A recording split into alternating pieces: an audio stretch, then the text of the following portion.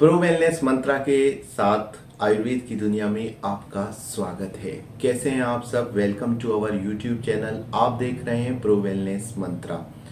दोस्तों, मैं एक नई सीरीज स्टार्ट कर रहा हूं। ये एक श्रृंखला रहेगी जिसमें हम आयुर्वेद में वर्णित लगभग हर जड़ी बूटी का विश्लेषण करेंगे। हम जानेंगे जड़ी बूटी कैसी होती है, उसे रॉ फॉर्म में दिखाएंगे, कच्ची फॉर्म में दिखाएंगे, उसके गुणों का वर्णन करेंगे। तो ये बहुत ही अच्छी सीरीज होने वाली है। तो अगर आपने अभी तक हमारा चैनल सब्सक्राइब नहीं किया है तो चैनल सब्सक्राइब कर लीजिए, साथ ही बेल आइकन दबाना, वो घंटी का बटन जो होता है, ना भूलें, ताकि आपको हमारी वीडियोस के नोटिफिकेशंस यूं ही मिलते रहें और आपको हम परिचित कराते रहेंगे, आपसे बात होती रहेगी इस बेहद महत्वपूर्ण सीरीज में। इसका मुझे ऐसे ध्यान आया कि क्यों ना मैं अपने दर्शकों के साथ एक एक हर्ब को, सिंगल हर्ब को साझा करूं, जिससे वो उसे देखें, उसका प्रयोज्य अंग समझें। तो ऐसी ही जो पहली बूटी आपके सामने दिखाई दे रही है वो है ये सफेद मूसली।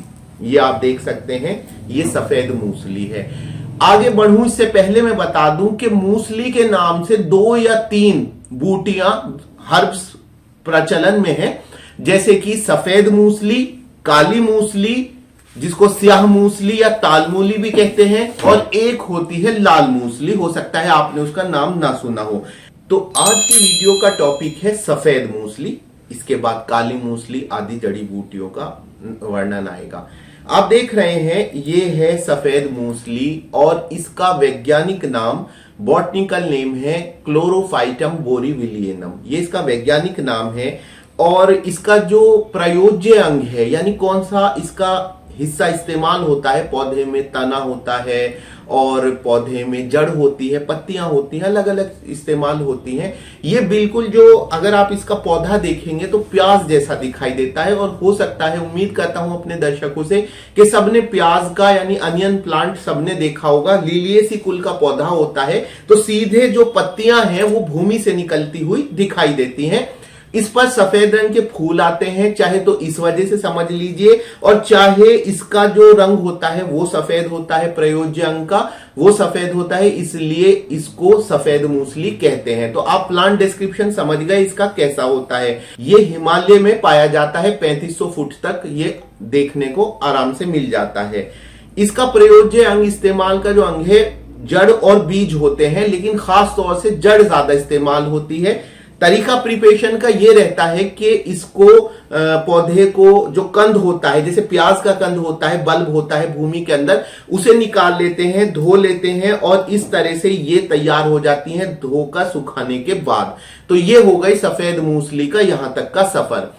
सफेद मूसली किन रोगों में लाभकारी है? तो सफेद मूसली बहुत सारे रोगों में लाभकारी है। इसके चूर्ण का इस्तेमाल बहुत सारी जगहों पर होता है। वीडियो के लास्ट में हम देखेंगे कुछ मुख्य योग जहां पर इस्तेमाल होता है। बाकी मैं आपको बता दूं कि इसका चूर्ण बहुत लाभदायक है और मैं आपको इसके 5 बहुत ही अच्छे इस्तेमाल बताता हूं। सबसे पहले, शारीरिक दुर्बलता में, हर प्रकार की शारीरिक दुर्बलता में, अगर आप बदन से कमजोर हैं, जिस्मानी रूप से कमजोर हैं, तो सफेद मूसली का चूर्ण आपके लिए बहुत फायदेमंद होता है। अगर आप क्लेविये नाम के रोग से ग्रस्त हैं, क्लेविये जिसको मेडिकल में इरेक्टाइल डिसफंक्शन भी कहते हैं, यानी कि जो इरेक्शन है वो अच्छे से नहीं आता है या बिल्कुल नहीं आता है, उसमें भी सफेद मूसली बहुत अच्छा काम करती है।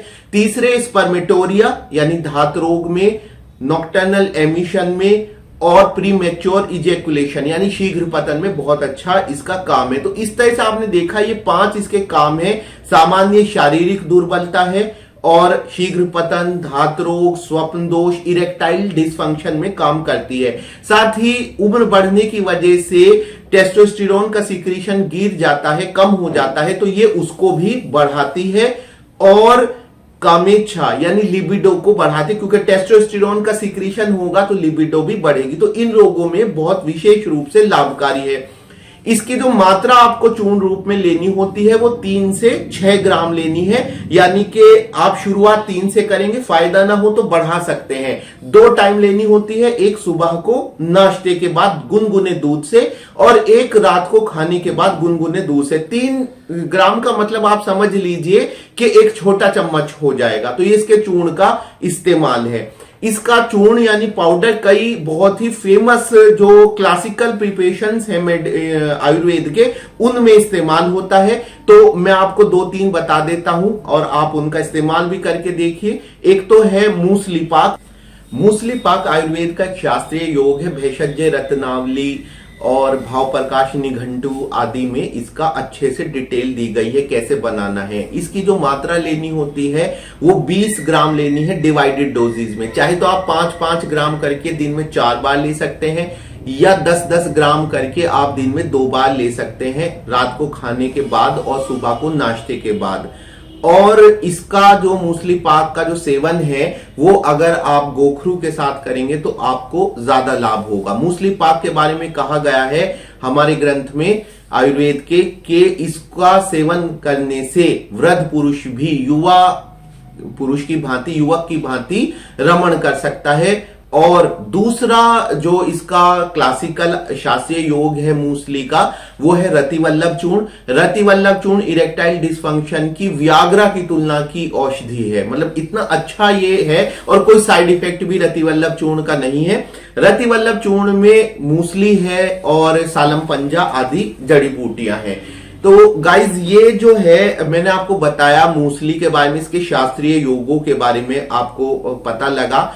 अब हम दूसरी औषधि की तरफ जाएंगे। नेक्स्ट सीरीज का जो दूसरा एपिसोड हमारा आ रहा है वो है काली मूसली, स्याह मूसली या ताल मूली के बारे में। अगर आप आयुर्वेद की दुनिया से वास्तव में परिचित होना चाहते हैं और हमारी जड़ी बूटियों से परिचित होना चाहते हैं, क्या हमारे पुरखों ने लिखा है, एक एक जड़ी बूटी को रॉ फॉर्म में और उसके योगों के बारे में बताने वाला हूं, तो बस आपको हमारा चैनल सब्सक्राइब करना होगा, साथ ही बेल आइकन भी दबा दीजिए। मेरी वेबसाइट भी है www.prowellnessmantra.com।